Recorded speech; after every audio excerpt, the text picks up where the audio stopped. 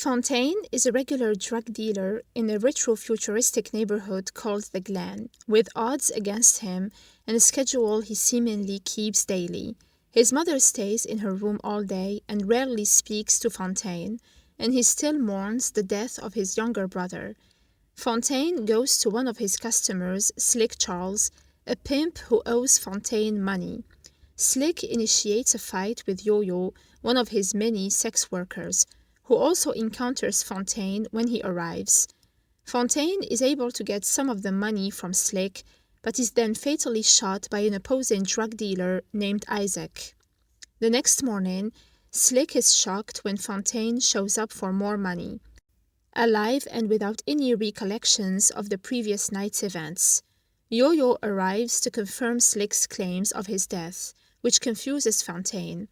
He suddenly remembers when a man bleeding from a gunshot was kidnapped by a mysterious van, which is now parked outside of a house.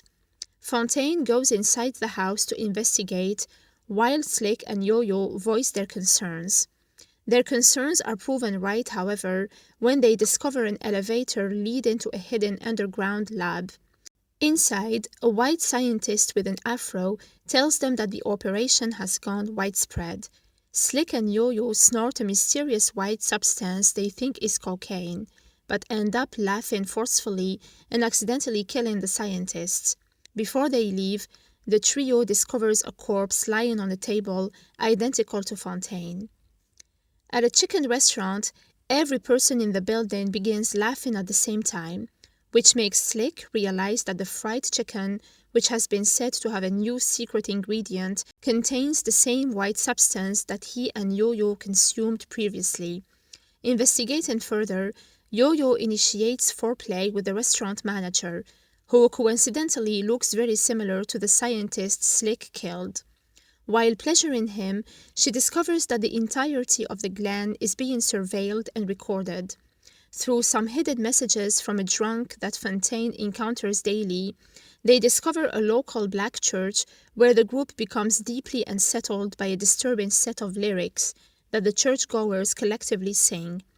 After the service finishes, the group discovers an elevator on the altar. In this lab, however, Fontaine and Slick find clones of themselves. They also find evidence that the scientists behind the operation can control the clones through certain trigger words and items like the chicken. They find an exit to the facility, which is connected to a local strip club. The DJ, secretly part of the operation, brainwashes the club-goers with music, forcing them to chase the trio down until a mysterious white man named Nixon shows up and incapacitates all of them. Nixon reveals that scientists like him conduct experiments on impoverished, predominantly black populations, including the Glen, to allow the operation to go unnoticed and supposedly achieve peace in America.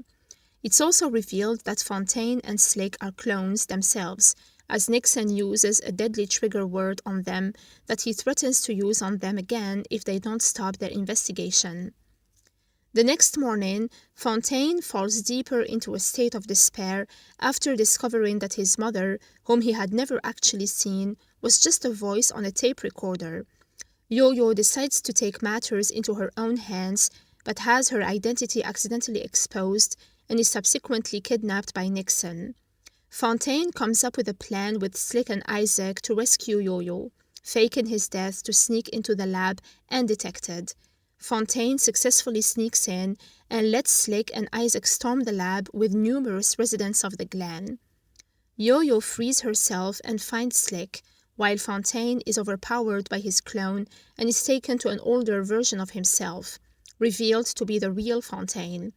He explains that he is helping scientists to create peace by literally whitewashing black people into white people because of the racially motivated murder of Fontaine's little brother, which prompted him to start making the clones. After explaining that the country would be better with assimilation than annihilation, the real Fontaine is killed when Fontaine uses Nixon's trigger word on another clone, shooting him. Meanwhile, Yo-Yo stalls Nixon from killing her before Slick shoots him in the head. The facility entrance to the church opens up, spilling naked clones out to the public and exposing the country's secret operation. The trio decides to head to Memphis after Yo-Yo announces her retirement from her job.